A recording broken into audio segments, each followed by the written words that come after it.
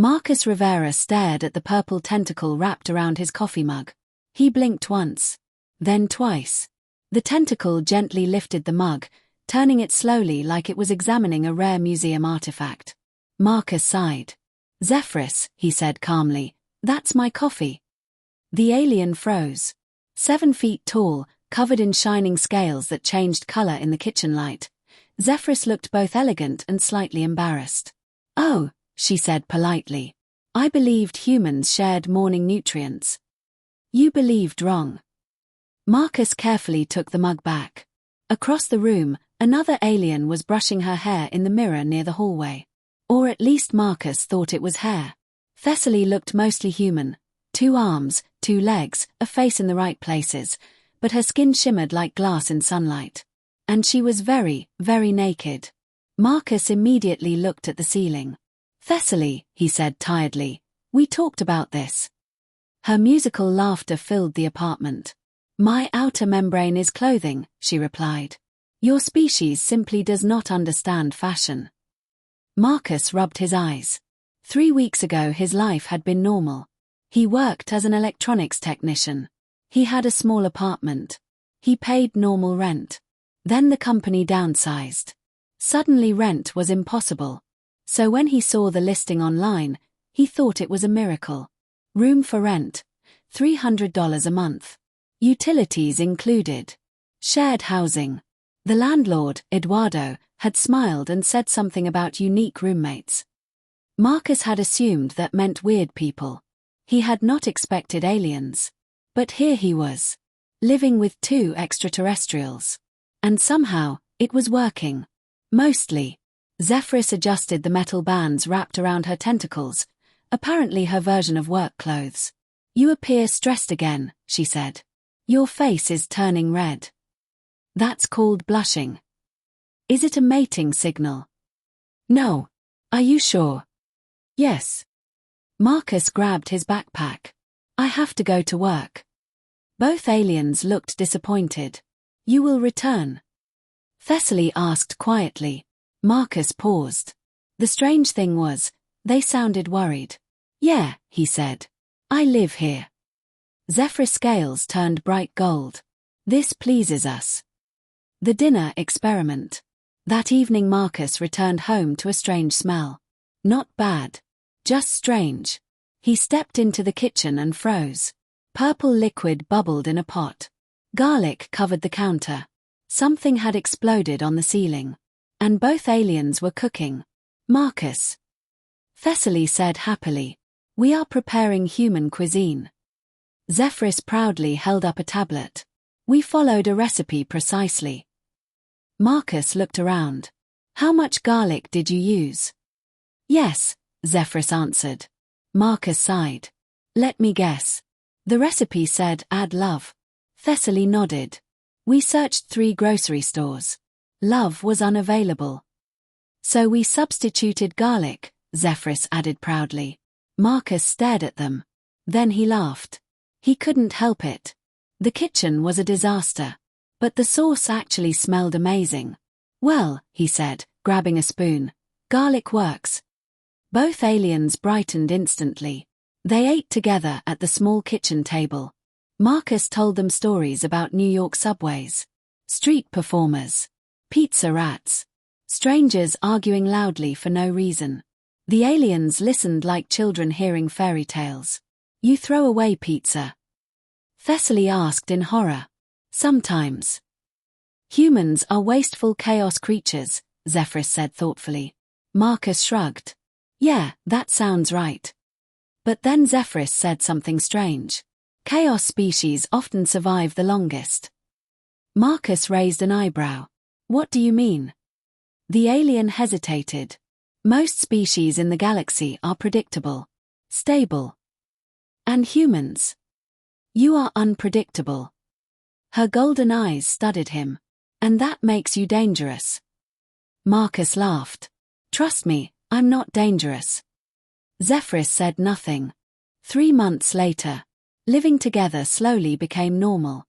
Marcus learned the meaning of Zephyrus' colors. Blue meant worry. Amber meant affection. Purple meant happiness. Thessaly communicated emotions through shifting patterns in her skin. Marcus even started understanding her strange singing at night. But one evening something changed. They were eating dinner. Quiet. Comfortable. Then Zephyrus spoke. I have a question about human relationships. Marcus froze. Oh no. I have studied human courtship, Zephyrus continued seriously. Marcus covered his face. Please don't.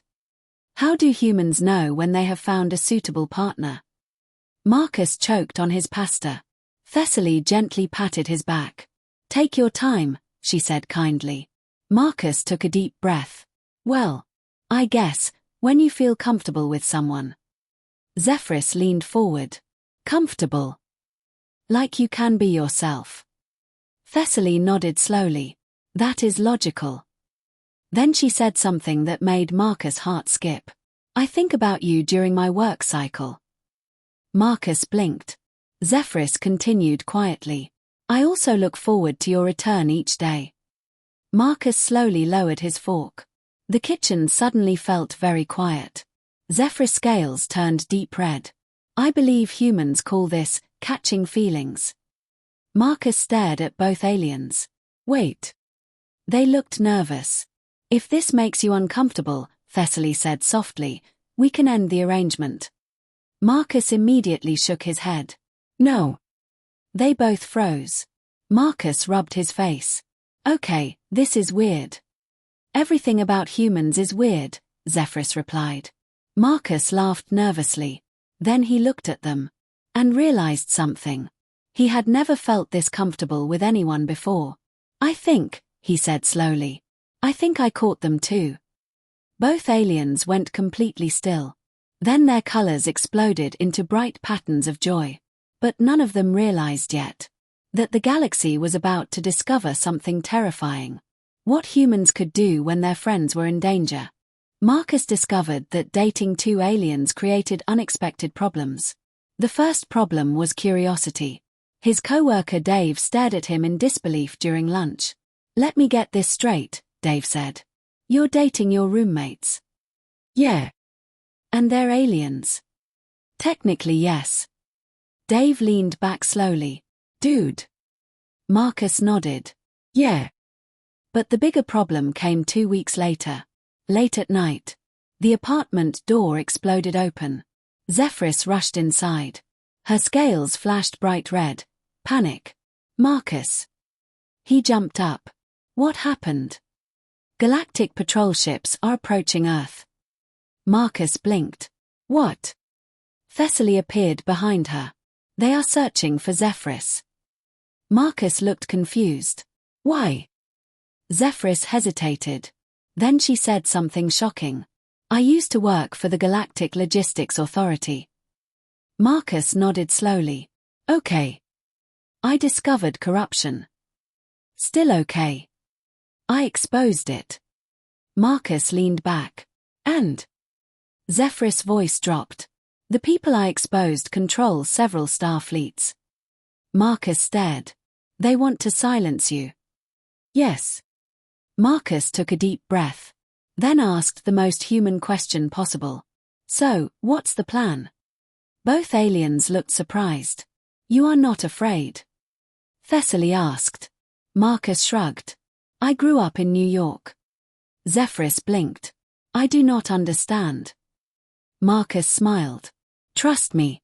If you can survive New York subways, you can survive aliens. The arrival. The ships arrived the next day. 3 massive vessels hovered above the city. The news channels panicked. Military jets circled. But the aliens ignored everyone. They wanted only one person. Zephyrus. Marcus looked out the window. Well, he said calmly, this is inconvenient. Zephyrus was shaking. I will surrender. Nope, Marcus said instantly. You cannot fight a fleet. Marcus grinned. You're forgetting something. What? Humans are a chaos species. The plan. Marcus called Dave. Then he called everyone he knew. Within hours, something strange started happening. Thousands of humans filled the streets. They carried signs. Phones. Cameras. The entire world started watching. When the alien commander appeared on every screen, he looked annoyed. Return the fugitive Zephyrus immediately. Marcus stepped forward. Yeah, about that. The commander frowned. Human, stand aside. Marcus shook his head. No. The alien commander laughed. You think your species can stop us? Marcus smiled. You clearly don't understand humans. The commander leaned closer. Explain. Marcus gestured behind him. Millions of humans were streaming the event online. If you attack us, Marcus said, every species in the galaxy will see it. The commander hesitated. Marcus continued. Humans are annoying. Loud. Emotional. He grinned. But we are also very stubborn. Thessaly whispered softly. This is your strategy. Marcus nodded. Chaos. The commander glared. You threaten us with embarrassment. Marcus shrugged. Works on Earth. The alien ships remained silent. Then suddenly the commander sighed. You humans are extremely troublesome. Marcus smiled. Thank you. After a long pause, the commander spoke again. Zephyrus evidence of corruption has already spread. Marcus blinked. Wait, what? The entire galaxy now knows. Zephyrus stepped forward slowly. You mean? You already won. The fleet turned. And left Earth. Just like that. Aftermath. That night the apartment was quiet. Marcus sat on the couch. Zephyrus wrapped a tentacle gently around his arm. You saved me. Marcus shrugged. I just used the internet. Thessaly laughed softly. Humans weaponize attention. Yep. Zephyrus looked at him carefully. Your species is terrifying. Marcus grinned. We prefer creative. Thessaly leaned against him. You risked your planet for us. Marcus shook his head. No. For my roommates. Zephyrus' scales glowed warm amber. This pleases me. Marcus smiled. 3 beings from 3 worlds. Sitting in a tiny apartment. Sharing leftover garlic pasta. Marcus looked around. Best $300 rent ever. Thessaly laughed like wind chimes. Yes. Zephyrus nodded.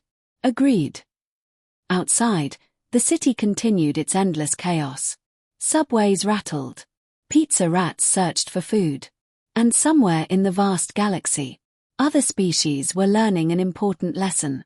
Never underestimate humans. Especially when they care about someone.